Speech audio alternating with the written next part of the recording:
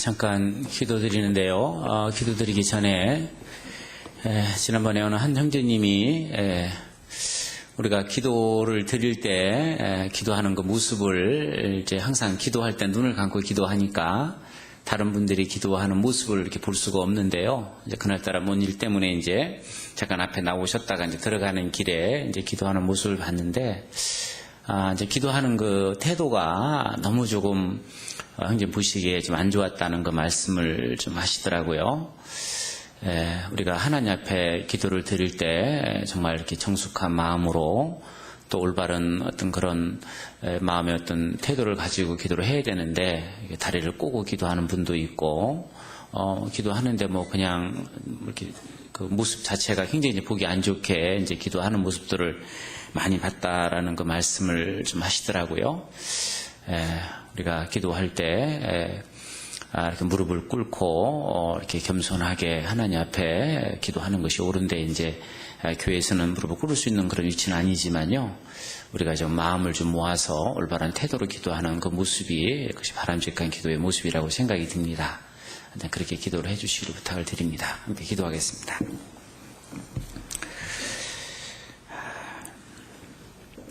우리를 언제나 사랑하시는 사랑이 풍성하신 우리 아버지 하나님께 참으로 감사를 드립니다.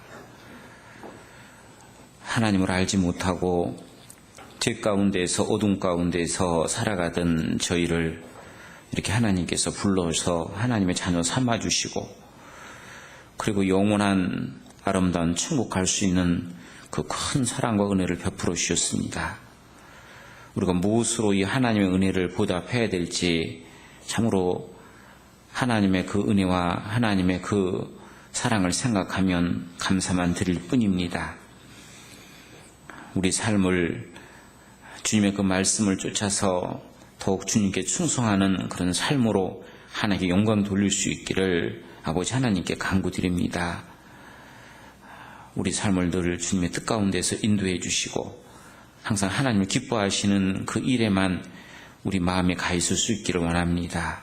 내일부터 있는 낮 어머니 전도 집회, 저녁 청년 전도 집회도 주님 함께 해주셔서 많은 이루어진 영혼들을 전도할 수 있는 귀한 계기 되게 해주시고 이번에도 많은 영혼들이 구원받아 주님의 그 은혜 가운데 나올 수 있기를 또 아버지 하나님께 간구드립니다.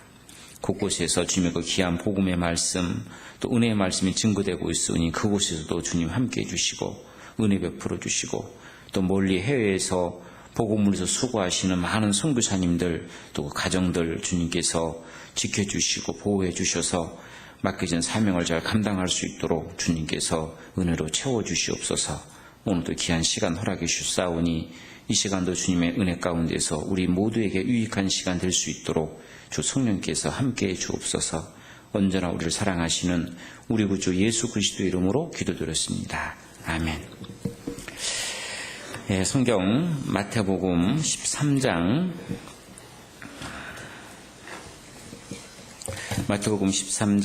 3절부터 9절까지 보겠습니다. 마태복음 13장 3절로 9절 말씀.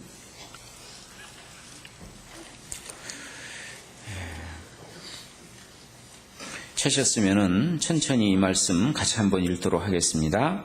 예수께서 비유로 여러 가지를 저희에게 말씀하여 가라사대 씨를 뿌리는 자가 뿌리러 나가서 뿌릴새 더러는 길가에 떨어짐에 새들이 와서 먹어버렸고 더러는 흙이 얕은 돌밭에 떨어짐에 흙이 깊지 아니하므로 곧 싹이 나오나 해가 돋은 후에 타져서 뿌리가 없으므로 말랐고 더러는 가시 떨기 위에 떨어짐에 가시가 자라서 기운을 막았고 더러는 좋은 땅에 떨어짐에 혹 100배, 혹 60배, 혹 30배의 결실을 하였느니라. 귀 있는 자는 들으라 하시니라. 예, 그렇습니다.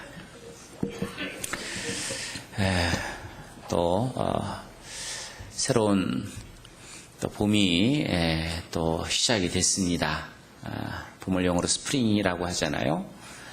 뭔가 튀어오르는 것 같은 어떤 그런 느낌을 받는데요. 오랫동안 땅 속에 이렇게 묻혀있던 씨앗이 이제 봄이 되면 그 두꺼운 땅을 뚫고 그리고 새싹이 나오듯이 우리의 어떤 그 삶도 조금 더 주를 위해서 우리 마음이 좀 더 열려서 주님을 위해서 힘있게 살아가는 그런 우리가 됐으면 좋겠다 이렇게 생각이 듭니다. 자, 오늘 말씀은 우리가 익히 잘 알고 있는 그 씨 뿌리는 비유의 그 말씀을 오늘 본문 말씀으로 삼아봤습니다. 하나님께서는 주님께서는 이 땅에 계실 때 그 영적인 세계의 어떤 그 일들을 우리가 이해하기 쉽도록 이 세상 것으로 비유해서 많은 말씀을 해주셨습니다. 그것은 우리로 하여금 영적인 그 일을 우리가 조금 더 이해하기 쉽도록 깨닫기 쉽도록 하나님 예수님께서 그런 은혜를 베풀어 주셨다라고 생각이 듭니다. 특히 이 씨 뿌리는 비유의 말씀은 우리가 전도 집회를 할 때도 가끔 이 말씀을 인용을 합니다. 전도 집회 말씀 속에 그 씨를 뿌린다라는 것은 그 말씀을 전하는 것이고 그리고 그 말씀을 전해받는 그 사람의 그 마음을 그 밭으로 비유했다. 그래서 그 말씀을 들을 때 그 네 종류의 그 마음밭이 있는데 길가같이 아주 강박하고 아주 단단한 그런 마음이 있고 그 마음은 아무리 하나님 말씀을 전해도 너무 마음이 완고하고 강팍하기 때문에 말씀이 전혀 들어가지 못하는 그런 강박한 그런 마음이 있고 또 얕은 돌밭처럼 그 말씀을 들을 때 그 말씀을 잠시 기쁨으로 받지만은 그러나 그 밑에 돌이 있기 때문에 그 말씀이 뿌리를 내리지 못하고 또 쉽게 넘어지는 또 그런 사람이 있고 또 가시떨기에 떨어진 그 씨와 같이 말씀을 듣고 정말 구원의 어떤 기쁨을 잠시는 받았다고 얘기는 하지만 그러나 또 세상의 어떤 염려나 또 재리의 유혹 여러 가지 어떤 이런 일로 인해서 결국 결실치 못하고 넘어지는 또 그런 사람이 있고 또 말씀을 듣고 구원을 받아서 30배, 60배, 100배 그 결실을 하는 그런 좋은 옥토 같은 그런 마음이 있다. 이제 그런 부분을 우리가 이제 전도 집회 때 이제 가끔 그 말씀을 얘기도 하는데요. 자, 그런데 이런 마음의 이 밭은 이 마태복음 13장에 나오는 이 씨 뿌리는 비유의 이 말씀은 꼭 구원을 받지 못한 그런 사람들의 어떤 그 마음 반만 그런 게 아니고 우리 구원을 받은 우리들의 그 마음도 이 네 종류의 그 마음이 있다 생각이 듭니다. 길가에 뿌린 그 씨와 같이 말씀은 듣는데, 몸은 이 말씀 가운데 나와 있는데, 그런데 마음은 내게서 멀도다 하는 그 말씀처럼 마음이 딴 곳에 가 있는, 그래서 말씀을 다 듣긴 듣는데 그 들은 말씀이 전혀 그 마음속에 남아있지 않는, 이 교회당 나가면 그냥 내가 오늘 어떤 말씀을 들었는가 그 말씀이 전혀 그 마음속에 남아있지 않는 그런 길과 같은 그런 마음을 갖고 있는 분도 있었고, 또 말씀을 들을 때 말씀이 이해는 되는데, 근데 그 말씀이 그 삶을 변화시키는, 그 실천하는 그런 삶이 전혀 나타나지 않는 또 그런 마음밭을 갖고 있는 분도 계시고, 말씀을 듣고 좋아라 하고 참 귀한 말씀이다라고 얘기를 하고, 또 내가 이 말씀대로 살아야지 결심도 하지만, 그러나 그것이 또 세상 속에 묻혀 살면서 세상의 염려나 어떤 재리, 유혹, 어떤 이런 일로 인해서 또 그 말씀이 결실치 못하고 또 그 말씀이 삶을 변화시키지 못하는 또 그런 마음을 갖는 분도 계시고, 또 말씀을 듣고 그 말씀을 지키고 또 그 말씀을 또 행하는, 그래서 자기 삶을 조금씩 그래서 형상을 닮아가는 그런 삶으로 변화시키는 그런 좋은 마음밭을 가지고 계신 분도 또 있다고 생각이 듭니다.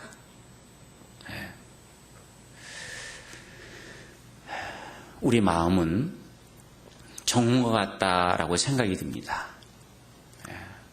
그 정오는 가꿀수록 그 정오는 아름답고 그 정오는 향기를 내는 것처럼 우리의 그 마음의 밭도 우리가 늘 가꾸고 늘 잘 지켜가지고 우리 마음이 하나님 보시기에 아름답고, 그리고 우리 마음, 그 좋은 마음의 밭에서 우리 삶을 변화시키고 하나님 보시기에 합당한 그런 사람으로 살아가는 그런 우리가 되었으면 좋겠다 하는 그런 생각이 들어서 오늘 이 말씀을 본문 말씀으로 삼았습니다. 왜 우리는 우리의 마음밭을 잘 관리를 해야 되는 이유가 뭐냐면, 그 하나님께서는 우리 마음에 많은 관심이 있기 때문에 그랬습니다. 하나님께서는 우리의 그 마음을 늘 살펴보십니다. 사람들은 그 사람들의 외모를 보고 그 사람을 평가하지만, 하나님은 우리 외모를 보고 우리 삶을 평가하는 게 아니고 우리 마음을 보고 하나님은 우리 삶을 평가하십니다. 그래서 하나님께서 이 사울이, 하나님이 왕을 세우셨는데 이 사울이 마음이 하나님 보시기 합당치 않은 것을 보시고, 하나님께서는 다른 사람을 이스라엘의 왕을 세우기 위해서 이 사무엘을 다윗의 집으로 보냅니다. 이 사무엘은 가서 이 다윗의 그 형들을 쭉 보니까 외모가 출중하고 참 좋게 보이거든요. 이 사람을 하나님이 왕으로 세울 건가 생각하고 있을 때 하나님께서는 이 사무엘에게 뭐라고 말씀하십니까? 자, 성경 여기 좀 잡으시고요. 사무엘상 16장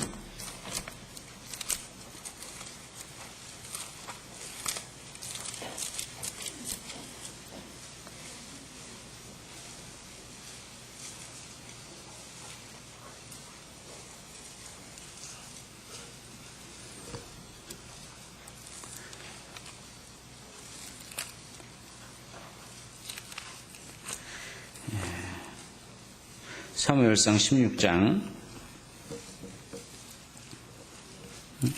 사무엘상 16장이 아니네.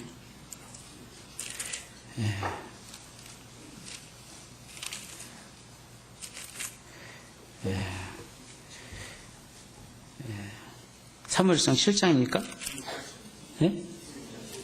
16장 7절. 사무엘상 16장 7절 맞는데.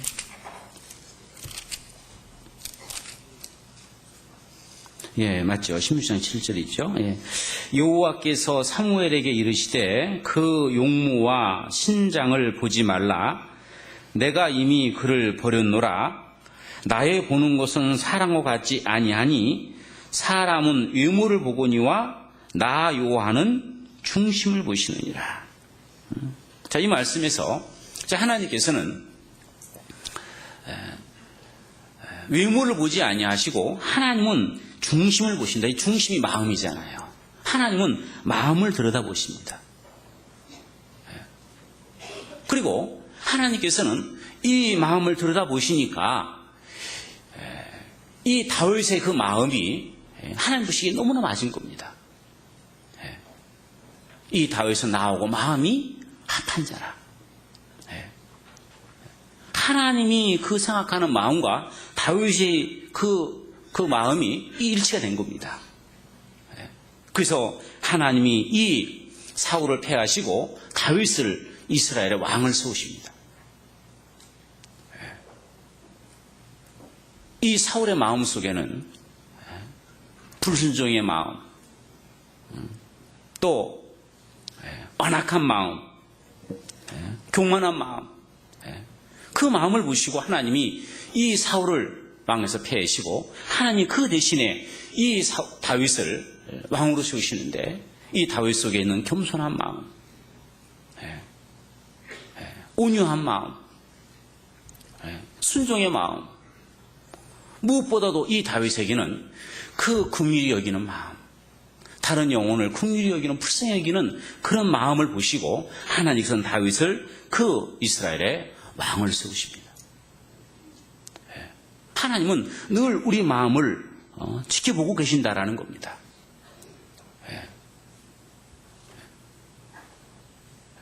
그래서 우리는 우리 마음을 이 다윗과 같이 우리 마음을 하나님의 그 마음에 합한 자가 될 수 있도록 우리 마음을 잘 가꿔야 된다는 겁니다.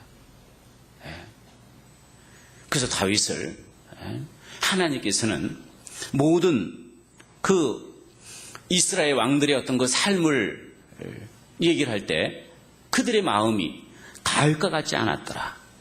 이 성경은 그 다윗의 마음을 많이 강조하는 내용이 많이 나옵니다. 이스라엘 역대 왕들이 하나님의 그 말씀을 순종하지 못하고 그 살아가는 그들의 모습을 보면서 그들의 마음이 다윗과 같지 않더라. 계속 말씀하십니다. 다윗은 그 하나님의 그 마음을 안 사람입니다. 어떻게 하는 것이, 내가 어떤 마음을 갖는 것이 하나님을 기쁘시게 하고 하나님이 원하시는 그런 마음을 갖는지 그 마음에 대해서 마음의 세계를 많이 아는 사람이 바로 다윗이라는 겁니다. 그래서 다윗은 하나님께 귀히 여김을 받을 수 있었다라는 겁니다. 우리도 다윗과 같이 우리 마음의 세계를 잘 살펴가지고 하나님 보시기에 정말 합당한 그런 마음이 될 수 있도록 우리 마음을 다스리는 것이 참으로 필요하다라는 겁니다.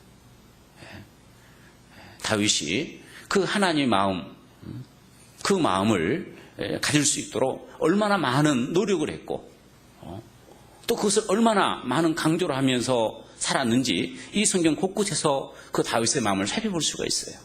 특히나 다윗은 자기 아들 그 솔로몬에게 네 마음이 하나님 앞에 정성된 그런 마음을 가져야 된다는 것을 계속 강조를 했어요. 그래서 계속 그런 기도를 합니다. 성경 역대상 29장 말씀입니다. 역대상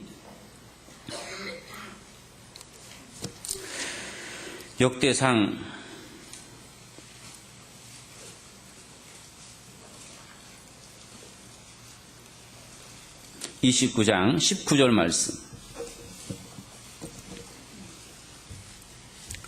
역대상 29장 19절 말씀.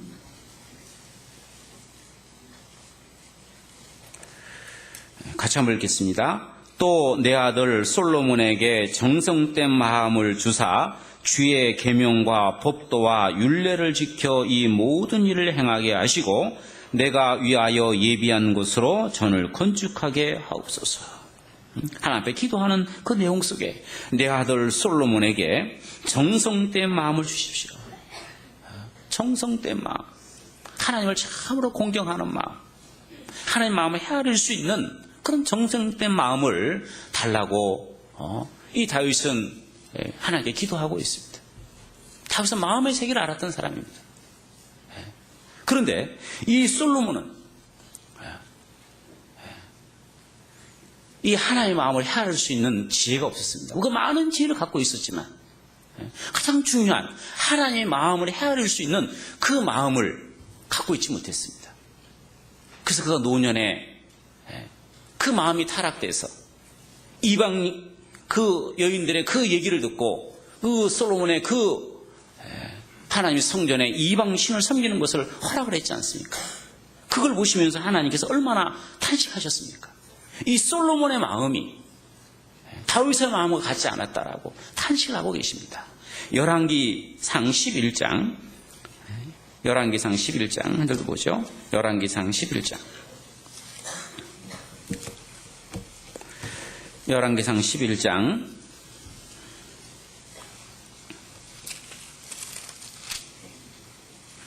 4절 말씀입니다.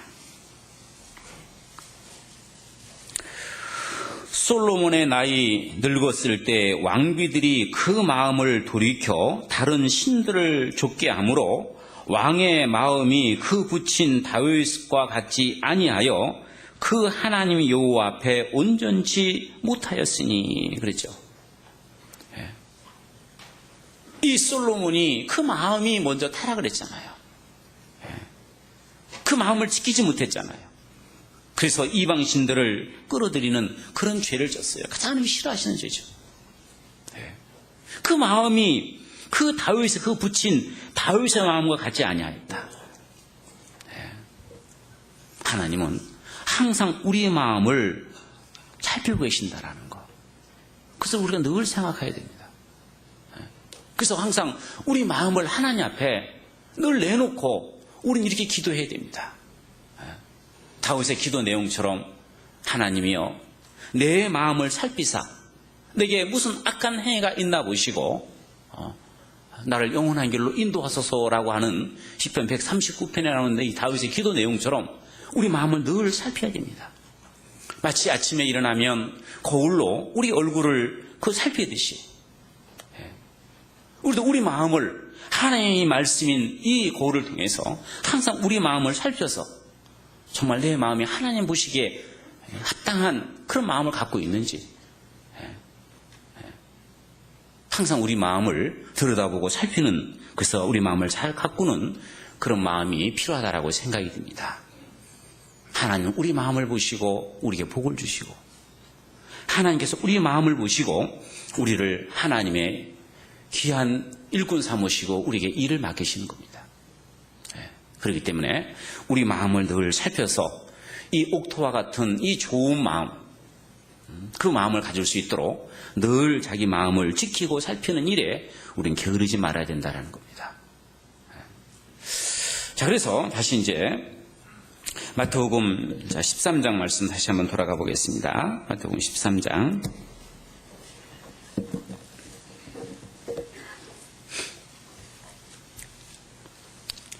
자, 마태복음 13장 8절 보면 더러는 좋은 땅에 떨어짐에 혹 100배, 혹 60배, 혹 30배의 결실을 하였느니라. 귀 있는 자는 들으라 하시니라.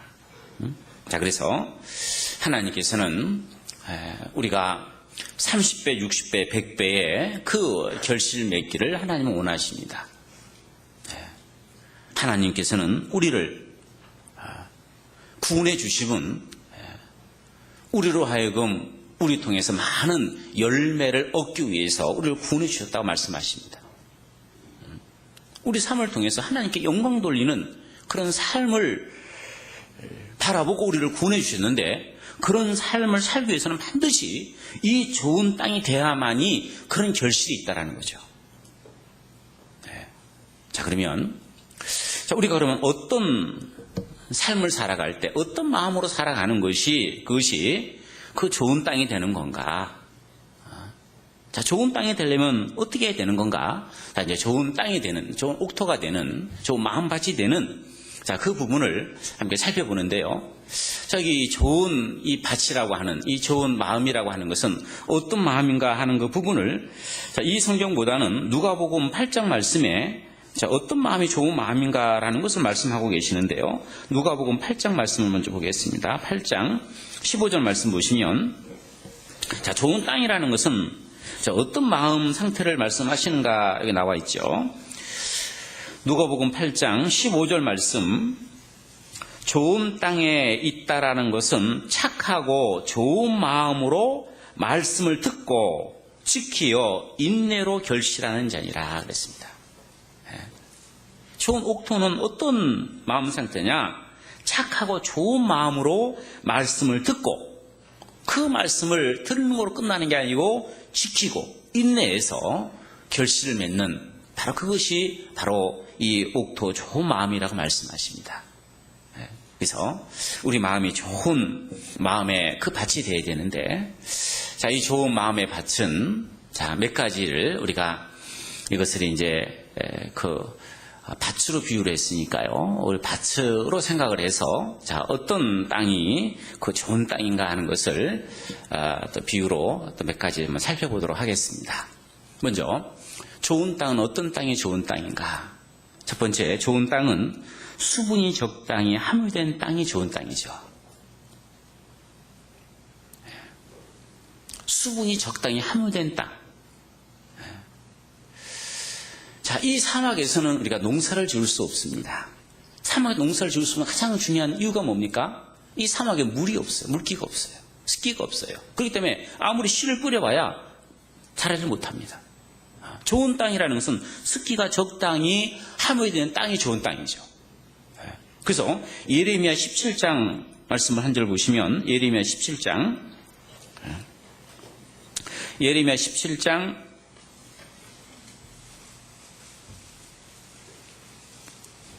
5절부터 제가 읽어드리겠습니다.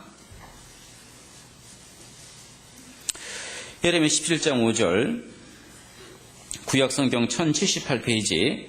나 여호와가 이같이 말하노라. 무릇 마음을 믿으며 혈육으로 그 권력을 삼고 마음이 여호와께로 떠난 그 사람은 저주를 받을 것이라. 그는 사막에 떨기나무 같아서 좋은 일에 오는 곳을 보지 못하고 광야 간조한 땅, 건건한 땅, 사람이 거하지 않는 땅에 거하리라. 이 사막은 사람에게 좋은 곳을 주지 못한다. 그렇죠. 사막에 아무리 좋은 씨를 뿌려봐도 그 사막은 좋은 것을 내어주지 못합니다. 왜? 물기가 없고 습기가 없기 때문에 그랬습니다. 그렇듯이 우리 삶 가운데서도 우리 마음속에서도 이 물기가 있어야 된다는 건데, 이 물기를 우리 세 가지를 한번 생각해 볼 수 있습니다.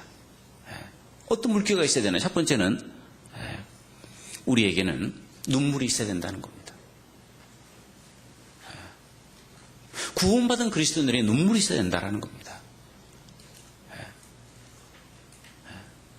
이 성경에 주님께 기씀을 받은 그 믿음의 사람들 대부분은 그들은 눈물의 사람이었다는 것을 알 수 있어요.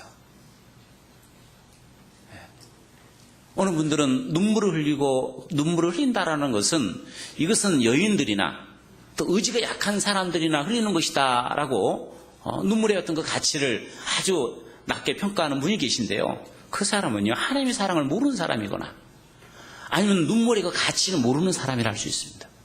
결코 그렇지 않다라는 겁니다.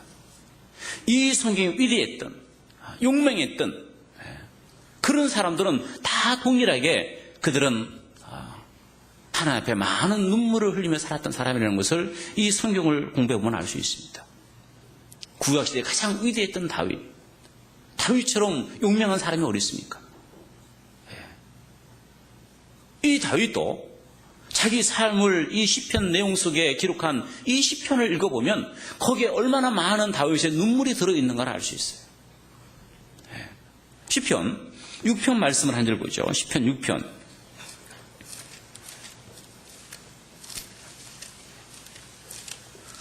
시편 6편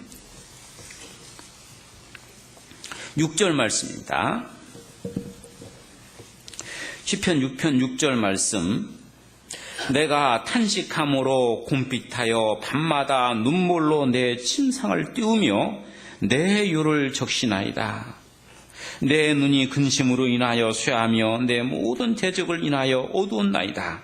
향악하는 너희는 다 나를 떠나라. 여호와께서 내 곡성을 들으셨도다. 이 시편 내용 속에, 이 다윗의 이 시 속에 얼마나 많은 눈물이 있다는 걸 알 수 있습니다. 얼마나 많은 눈물을 흘렸는지, 내가 밤마다 흘린 그 눈물을 침상을 띄울 만큼 내가 눈물을 흘렸다라고 얘기를 하고 있습니다. 다윗은 위대하고 강한 사람이었지만 하나님 앞에는 한없이 약하고 연약한 다윗의 모습을 볼 수 있습니다.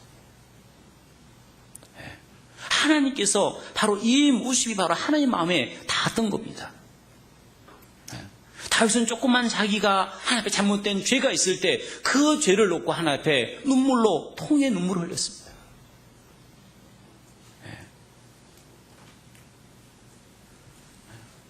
다윗은 눈물의 사람이었습니다. 그런가 하면 신에게 가장 위대했던 이 사도 바울도 눈물의 사람이었습니다.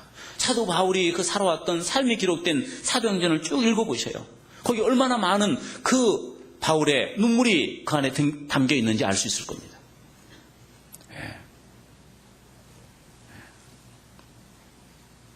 에베소에서 3년 동안 목회를 할 때 이 다윗은 그 목회를 겸손과 눈물의 목회였다라고 사도행전 19장에 말씀하고 계십니다. 내가 3년 동안 밤낮 너희를 위해 쉬지 않고 흘린 눈물을 기억하라고 말씀하셨습니다. 다윗은 많은 눈물을, 이 사울은 눈물을 흘리면서 하나님께 그 간구했던 사람입니다. 불쌍한 그 영혼들, 구원받지 못한 그 영혼들을 바라볼 때 바울은 눈물을 흘렸습니다. 자기를 대적하고 자기를 알아주지 못하는 그 교회들을 생각하면서 이 바울은 눈물을 흘렸습니다. 바울처럼 강한 사람이 어디 있습니까? 그럼 바울도 눈물의 사람이었고, 에레미야, 모세, 다니엘 다 마찬가지입니다. 아니, 우리 주님도, 우리 이 땅에 계셨을 때 주님도 얼마나 많은 눈물을 흘렸습니까? 예수님 웃으셨다는 말씀은 성경 어디에도 잘 볼 수 없지만 예수께서 눈물을 흘리셨다는 말씀은 성경 여러 곳에 나오잖아요. 우리도 하나님 앞에 그 불쌍한 이루어진 영혼을 바라볼 때 눈물이 있어야 되고, 내가 잘못된 그 죄로 말미암아 정말 통에 눈물을 흘려야 되고, 가까이 지난 형제 자매들이 이 말씀을 떠나서 세상으로 돌아가는 그 형제 자매들을 바라볼 때 그들을 긍휼히 여기는 그 눈물이 있어야 된다는 겁니다. 너무나 안타까운 것은 이 시대는 마치 예수님 시대와 같이 눈물이 없다라는 겁니다.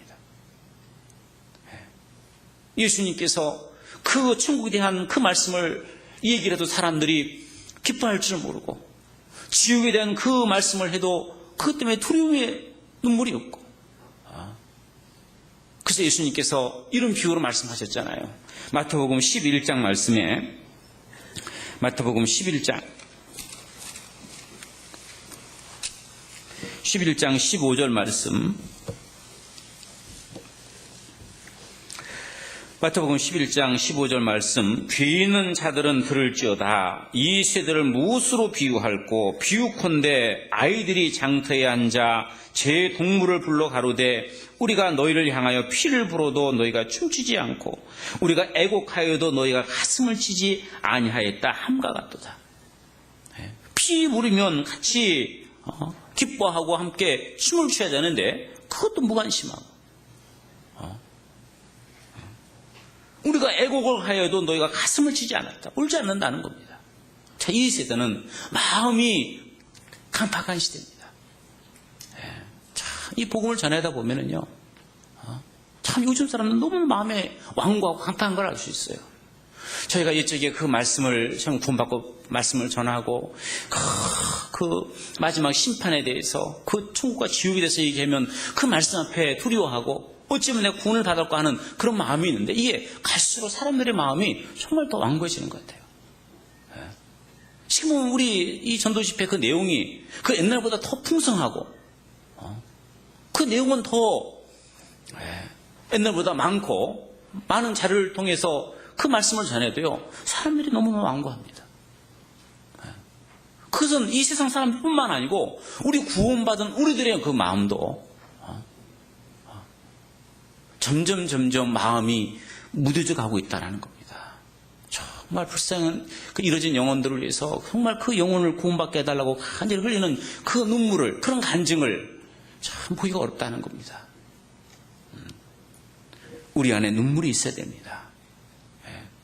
구원받지 못한 영혼을 볼 때 우리 눈에 눈물이 있어야 된다는 겁니다.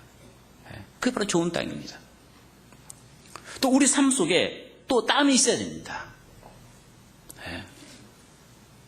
주를 위해서, 복음을 위해서 우리는 그 봉사를 해야 된다는 겁니다. 주님께서는 우리를 구원하기 위해서 주님이 얼마나 많은 땀을 흘리셨고 얼마나 많은 피를 흘리셨다는 거 우리가 너무나 잘 알잖아요. 우리를 구원하기 위해서 주님이 우리를 향하신 주님의 그 사랑, 주님의 그 헌신을 생각해 본다면 우리는 마땅히 우리의 그 삶을 주를 위해서 봉사하고 헌신하고 희생하는 그런 삶을 살아가는 게 마땅하다라는 겁니다. 근데 많은 사람들이 땀 흘리기를 싫어한다라는 겁니다. 주를 위해서 헌신하고 희생하는 걸 싫어한다라는 겁니다.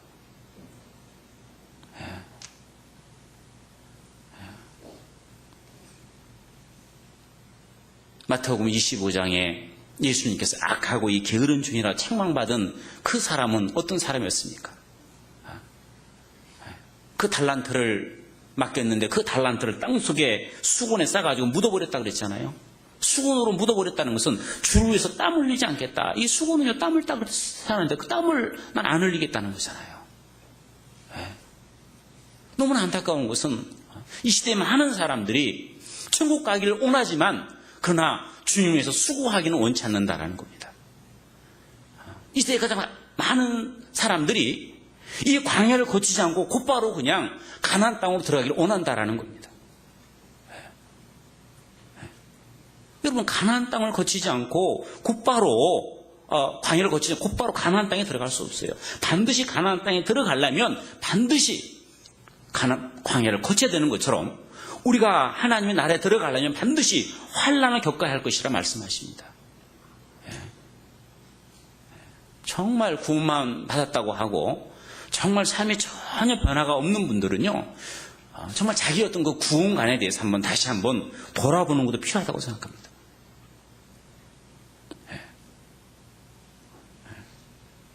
구원은 하나님의 사랑을 우리 마음속에 받아들인 게 구원이잖아요. 하나님 마음속에, 우리 마음속에 가득 차게 되면 그 사랑은, 그 사랑하는 대상을 위해서 뭔가 헌신하고 희생하고자 하는 그 마음이 있는 게 그게 사랑입니다. 그렇지 않습니까? 그런데 전혀 주를 위해서, 복음을 위해서 전혀 헌신하고 희생하는 마음이 전혀 없다. 그것이 어찌 그 마음속에 하나님의 사랑이 그 안에 있겠냐는 겁니다. 그래서요, 우리는 주님을 위해서 땀이 있어야 되죠. 또 우리 삶 가운데 피가 있어야 된다는 겁니다. 오늘날 이 복음이 여기까지, 우리까지 전해오기까지 얼마나 많은 사람들의, 많은 그리스도인들의 피가 흘려지는지 모릅니다. 먼저 예수님께서 우리 죄를 위해서 피를 흘려주셨고, 예수님의 12 그 사도들은 전부 다 예수님 위해서 자기 생명을 버렸습니다. 베드로는 로마에서 십자가에 거꾸로 못 박혀 죽었고, 안드레는 X자로 못 박혀 죽었고, 어떤 이는 목 베어 죽였고, 어떤 이는 창에 맞아 죽었고, 12명의 예수님의 사도들은 전부 다 자신의 피를 뿌렸습니다. 그리고 그 뒤에 많은 그리스도인들이 우리에게 복음을 여기까지 전해주기까지 많은 사람들의 그 생명을 버리면서까지, 그 피를 흘리면서까지 복음이 여기까지 전해졌습니다. 우리는 이 복음 전하는 이 일에 우리의 목숨을 걸고 우리는 전해야 된다라는 겁니다. 그것이 아무리 어렵고 그 과정이 아무리 힘들다 할지라도 우리는 이 말씀을 전해야 됩니다. 싸워야 된다는 겁니다. 결코 뒤로 물러서서는 안 된다라는 겁니다. 그래서 이 성경에 예레미야 48장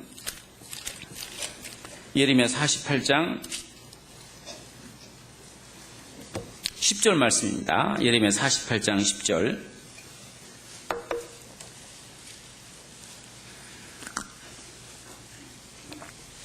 예레미야 48장 10절.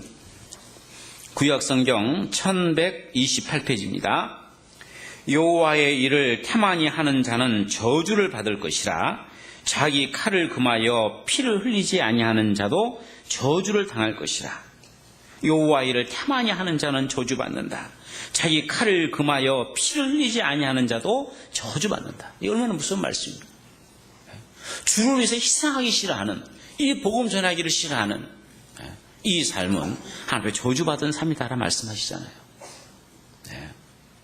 그래서 우리는 이 복음 전하는 일을 두려워하지 말고 그 앞서간 그 믿음의 사람들은 자기 목숨을 걸어놓고 복음도 전했는데 우리는 지금 복음을 전한다고 누가 우리 생명까지 뺏지는 않잖아요.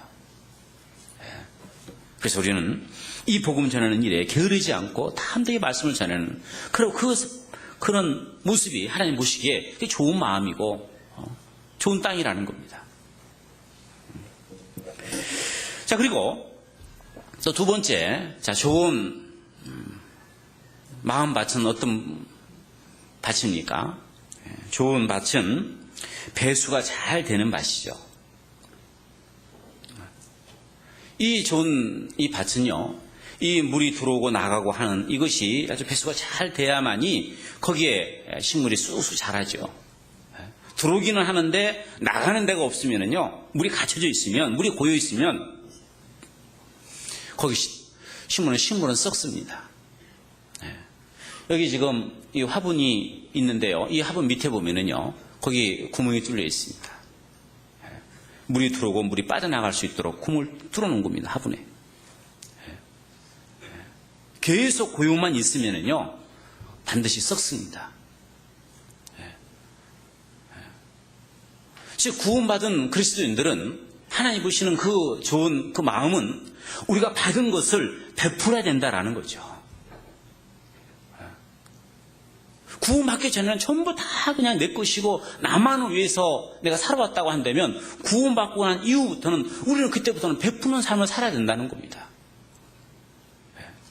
주를 위해서, 복음을 위해서, 또 가난한 이웃을 위해서 우리가 받은 것을 그들에게 베풀어야 됩니다. 우리가 받은 사랑과 우리가 받은 그 은혜, 이 부분을 그들에게 베풀어야 됩니다.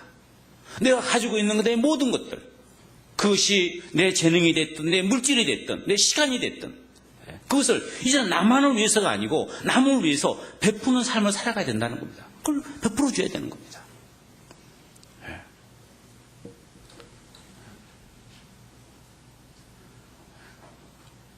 얼핏 생각해 보면 그 남한테 베풀기만 하면 그러면 생활은 어떻게 하느냐 할지 모르지만 결코 그렇지 않습니다. 이 세상에 사람들이 얘기를 합니다. 가진 것이 남는 것이다. 그러죠. 사람들은 내가 얼마나 가졌느냐, 그것이 내가 남는 거라고 얘기하는데 하나님의 계산 법칙은 그게 아니죠. 준 것이 남는 것이다 말씀하십니다. 준 것이 남는 겁니다. 베푼 것이 남는 겁니다. 우리 모두가 주님 앞에 서는 그날 주님께서는 네가 얼마나 많은 걸 갖고 있느냐 그걸 가지고 우리 삶을 평가하는 게 아니잖아요. 네가 얼마나 많은 것을 베풀었느냐 그거 가지고 주님은 우리 삶을 평가하시는 겁니다. 여러분들은 얼마나 많은 것들을 베풀고 사십니까? 우리는 나눠주기를 좋아하고 손님 대접하기를 좋아하고 남을 동정하기를 좋아하는 그런 삶을 살아야 됩니다. 근데 이기적인 삶에서 이제 이타적인 삶, 다른 사람을 배려하고 다른 사람을 더 위하는 그 삶이 그것이 아름다운 삶이고 그것이 좋은 마음을 가진 사람의 마음입니다. 당연히 그렇게 살아야 됩니다. 먼저 하나님께서는 그런 삶을 우리에게 보여주셨잖아요. 먼저 주님께서 자기가 가진 모든 것들을 우리 위해서 아낌없이 내어주셨잖아요. 하나님은 자기의 하나밖에 없는 독생자 예수 그리스도를 아끼지 아니하시고 우리에게 내어주셨잖아요. 우리 또한 마땅히 그렇게 해야 된다라는 겁니다. 그래서 히브리서 디모데전서를 먼저 보겠습니다.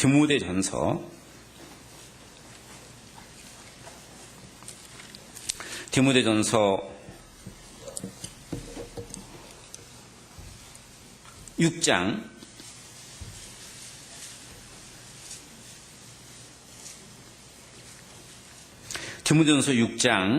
17절로 19절 말씀.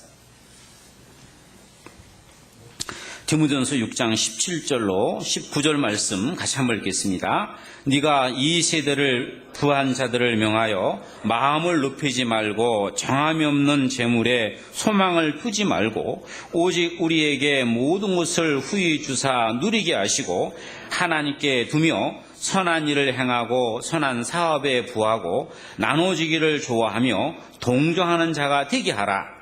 이것이 장래에 자기를 위하여 좋은 터를 쌓아 참된 생명을 취하는 것이니라. 여기에 하나님께서 엄한 명령을 좀 하고 계시는 겁니다. 이 시대에 부한 자들이 혹 있거든 정함이 없는 그 재물에 소망을 두지 말게 하라. 그리고 이 재물을 가지고 나눠지기를 좋아하는 일에 쓰고 선한 사업에 이것을 쓰게 하고 그리고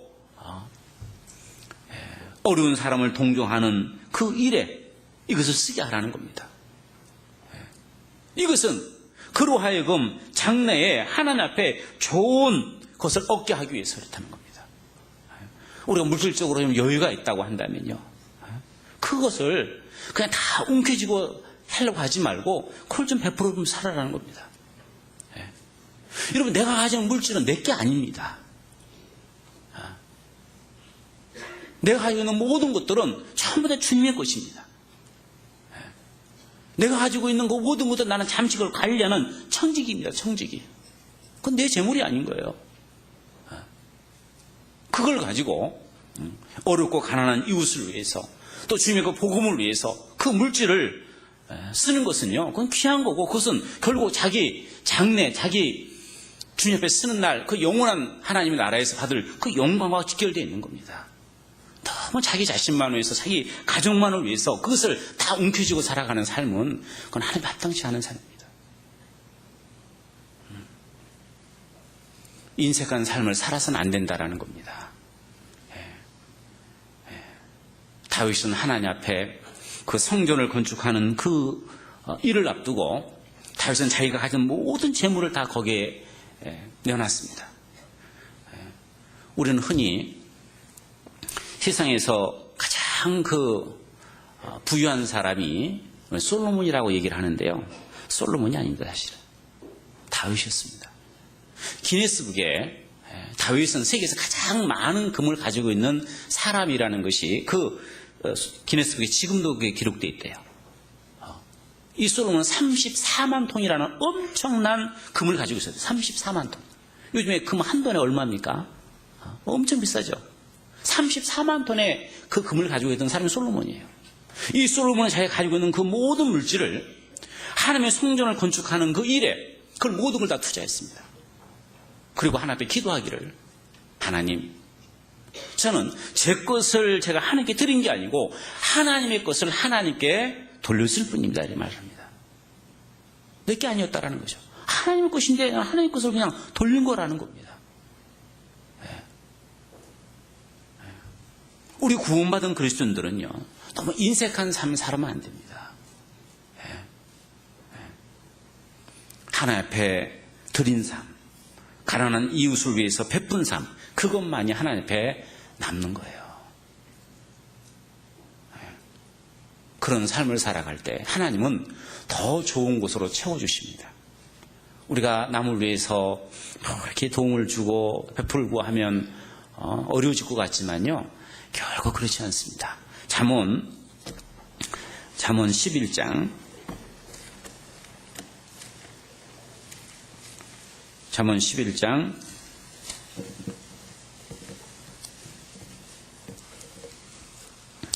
24절부터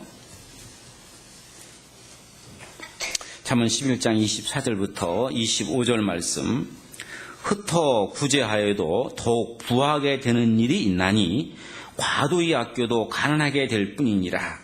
구제를 좋아하는 자는 풍족하여질 것이요 남을 윤택하게 하는 자는 윤택하여지리라. 닥터 구제하에도 더욱 부하게 되나니 어려운 사람을 위해서 손을 펼치고 나는 많은 물질을 그 어려운 사람을 위해서 베풀었을 때 가난하게 줄 것 같지만 결코 그렇지 않다라는 겁니다. 더욱 부하게 된다라는 겁니다. 하나님이 더 많은 것으로 채우신다라는 겁니다.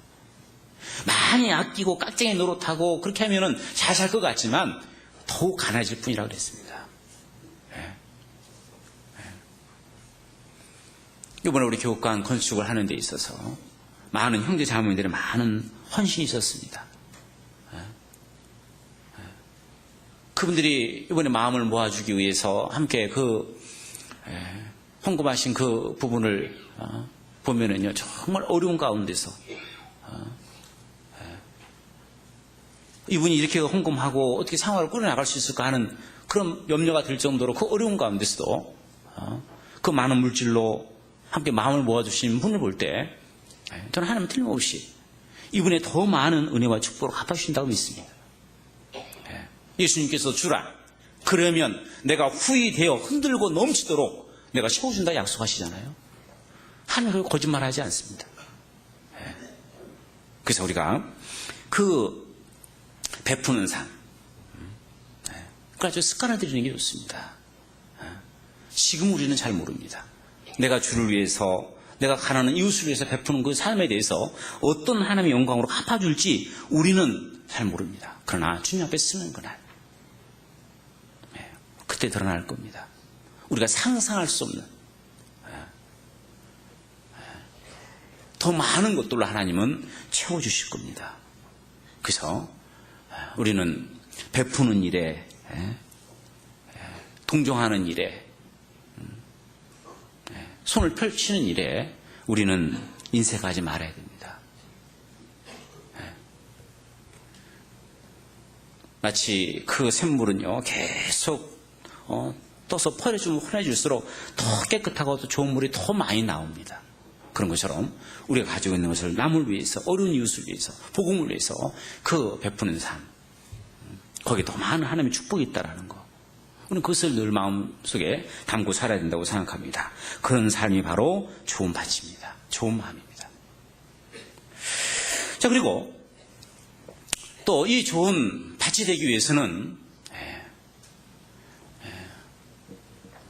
우리 마음속에 얽혀있는, 또 마음속에 깊이 박혀있는 것들을 또 뽑아내고 버려야 됩니다. 제가 의정부께 오기 전에 제가 청주와 그리고 울산을 거쳐서 여기 왔는데요. 그 청주에 있을 때부터 저희 어머님 연세가 좀 84살이신데요.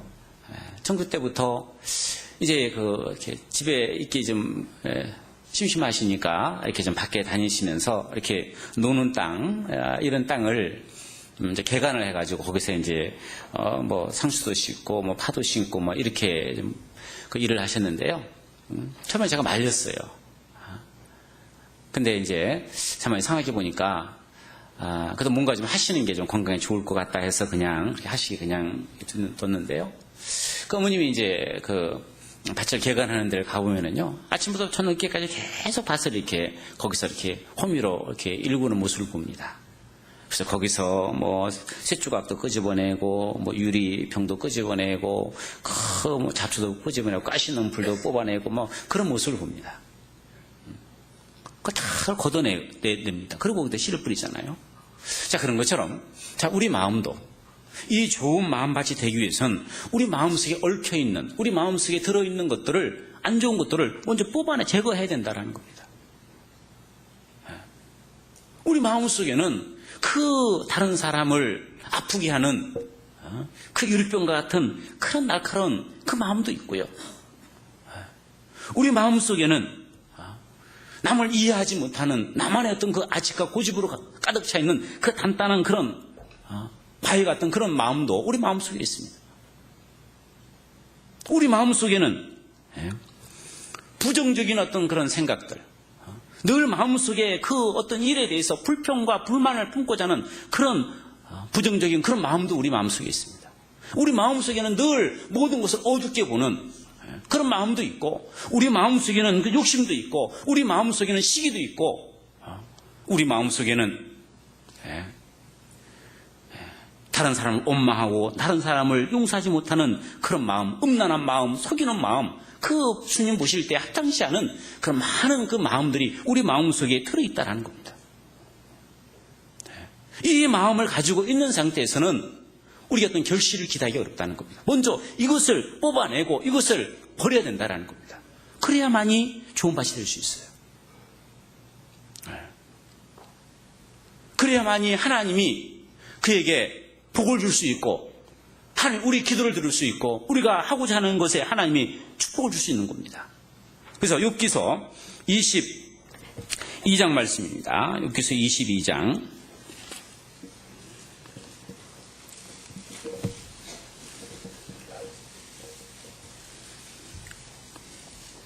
욥기서 22장 23절 말씀. 욥기서 22장 23절 네가 만일 전능자에게로 돌아가고 또 네 장막에서 불의를 멀리 버리면 다시 흥하리라. 네 보배를 진토에 버리고 오밀의 금을 강가에 돌에 버리라. 그리하면 전능자가 네 보배가 되시며 네게 귀한 은이 되시리니 이에 네가 전능자를 기뻐하여 하나님께로 얼굴을 들 것이라. 너는 그에게 기도하겠고 그는 들으실 것이며 너희 소원하는 것을 네게 갚으리라. 네가 무엇을 경하면 이루실 것이요 네 길에 빛이 비치리라. 우리가 하나님 앞에 귀한 사람이 되기 위해서는 하나님 보시 귀히 쓰임받는 사람이 되기 위해서는 하나님이 내 삶의 보배가 되기 위해서는 먼저 우리 삶 가운데 불의한 것을 멀리 버리라라고 말씀하십니다. 우리 속에 있는 그 죄를 버리라고 말씀하십니다. 하나님은 아무리 그 사람이 잘나고 똑똑하고 많은 지혜가 있고 많은 재능이 있다 할지라도 그 사람의 마음이 깨끗하지 않으면 하나님은 그를 사용할 수 없습니다. 하나님은 깨끗한 그릇을 쓰십니다. 그건 우리도 마찬가지죠. 우리도 음식을 만들 때 그 음식을 담기 위해서 그릇을 찾는데 그 그릇에 온갖 오물이 묻혀 있다고 한다면 그 그릇에다가 그 좋은 음식을 담겠습니까? 아무리 그릇이 싼 그릇이라 할지라도 그 그릇 안이 깨끗하면 그 그릇을 사용하잖아요. 하나도 마찬가지입니다. 우리 삶이 깨끗해야만이 하나님이 우리를 통해서 하나님의 일을 하신다라는 겁니다. 우리 마음이 깨끗해야 하나님께서는 우리를 통해서 하나님의 일을 하신다라는 겁니다. 하나님 깨끗한 사람을 쓰십니다. 우리 마음이 깨끗하고 우리 마음속에 그 더러운 것들을 찾아내서 그것을 버리면 하나님은 우리의 보배가 되시고 우리가 기도하는 것을 하나님이 들으실 것이고 내가 소원한 것을 하나님께서 이루게 해줄 것이고 내가 경영하고 내가 원하는 것들을 하나님께서는 그것을 성취시켜 주신다고 약속하고 있는 겁니다. 그래서 먼저 우리 마음을 먼저 하나님 앞에 내놓고 우리 마음을 살펴가지고 우리 마음속에 혹여 하나님 보시기에 합당치 않은 것들이 혹시 있지는 않은지 우리 마음을 잘 살펴야 됩니다. 시편 139편 말씀입니다. 시편 139편 23절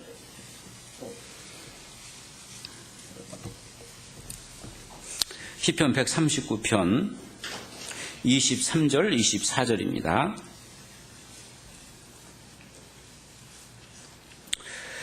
같이 한번 읽어보겠습니다. 하나님이여 나를 살피사 내 마음을 아시며 나를 시험하사 내 뜻을 아옵소서. 내게 무슨 악한 행위가 있나 보시고 나를 영원한 길로 인도하소서. 하나님이여 나를 살펴주십시오. 그리고 내 마음을 아시고 나를 시험해봐서 내 속에 혹시나 하나님 보시기에 합당치 않은 것이 있는지 그것을 살펴주십시오. 우리 마음을 우리는 늘 이 말씀을 통해 살펴봐야 됩니다. 늘 우리 마음을 들여다봐야 됩니다. 혹여 하나님 것이 합당치 않은 것이 혹시나 내 마음속에 들어있지 않은지, 그리고 얼른 찾아서 얼른 그걸 뽑아내야 됩니다.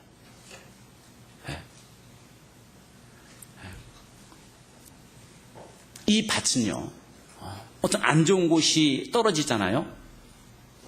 그 떨어지면요, 그걸 얼른 발견해서 뽑아내지 않으면요, 그게 금방 자랍니다. 그거 아시죠? 우리 어머니 그 밭을 읽을 때 가끔 가보면은요, 어머님 늘 집에 계실 때는 늘 밭에 가서 그걸 뽑아내고 하니까 밭이 참 깨끗한데요. 한 일주일 정도 또 외가 하나 좀 다녀오시고 후에 가보면은요, 그 밭이 얼마나 우거졌는지 몰라요.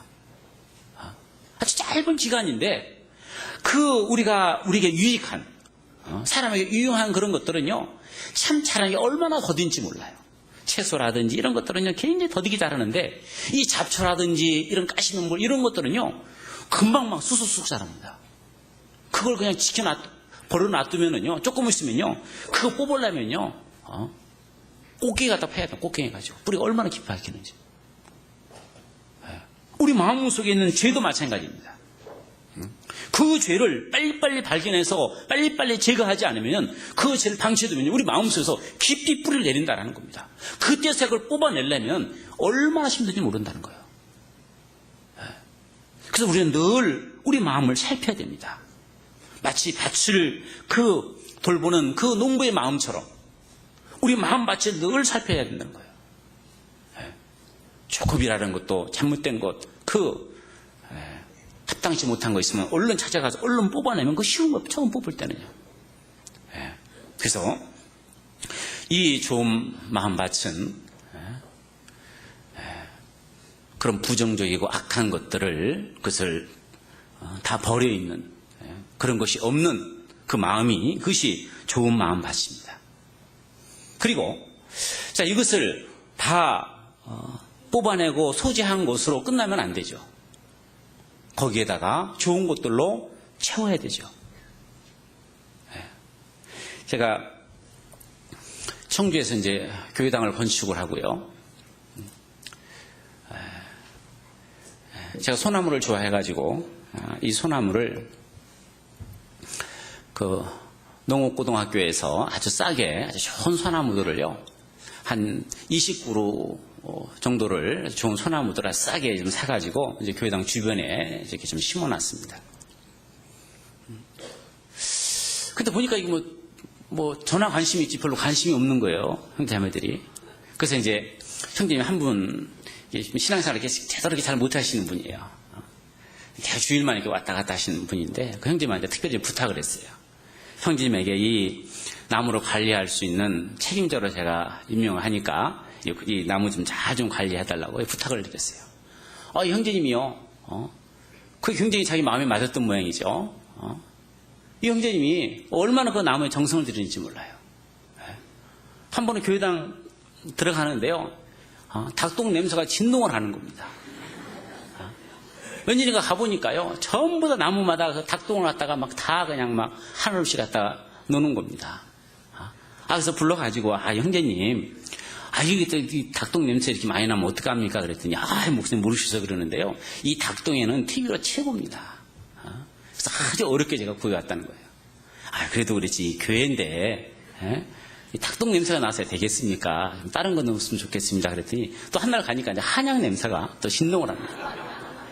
또 한약 끓여 먹고 남은 거 찌꺼기 있잖아요. 그걸 또 어디서 또 막 다 갖다가 막 다 넣어가지고 또 들어갈 때가 한약 냄새가 나고. 그냥 넣은 수시로 그냥 뭐 TV도 놓고 비료도 갖다 놓고 아주 그렇게 잘 가꾸더라고요. 지금 물론 나무들이 다 잘 살고 있습니다. 그 정성이 있기 때문이죠. 자, 우리 삶 속에도 소재하고 깨끗하게 우리 마음을 하는 것으로 끝날 게 아니고 그 깨끗해진 그 마음 속에다가 계속해서 다른 것들을, 좋은 것들을 넣어야 된다는 겁니다. 우리 마음 속에 하나님의 말씀을 먼저 넣어야죠. 하나님의 말씀을 넣어야 됩니다. 골로새 3장 15절 말씀에 그리스도의 말씀이 너희 마음에 풍성히 거하게 하라. 하나님의 말씀이 풍성히 우리 마음속에 거할 수 있도록 말씀을 계속 집어넣어야 됩니다.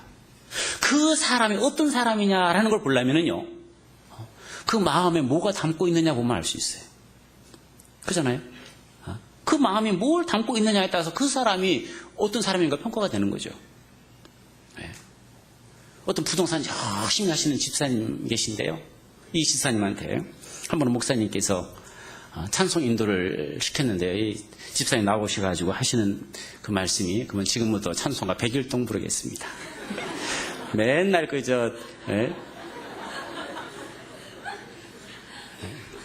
집 소개해가지고 뭘 팔고 하는 거 생각하니까 그냥 100일동이 나온 거예요.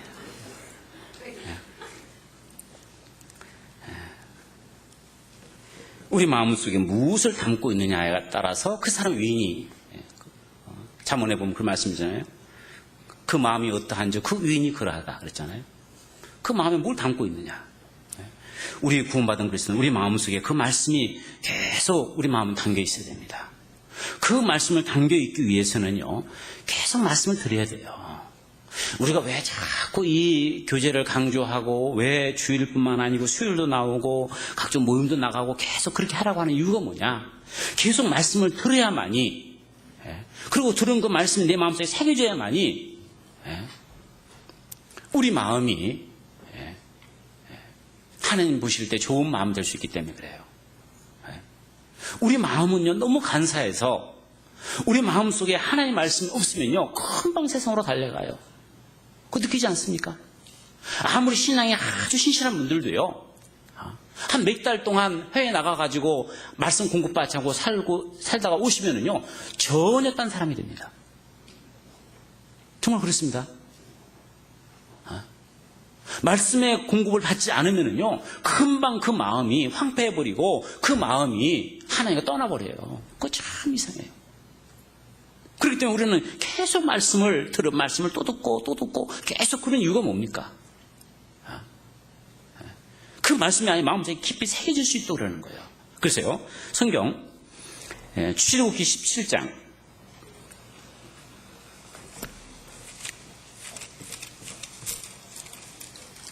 출애굽기 17장 14절 말씀.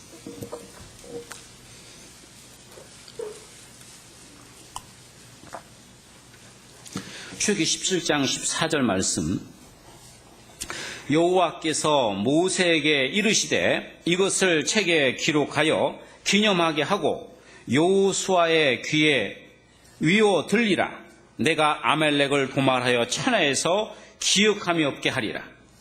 여호와께서 모세에게 이르시되 이것을 책에 기록하여 기념하게 하고 여호수아의 귀에 위로 들리게 하라.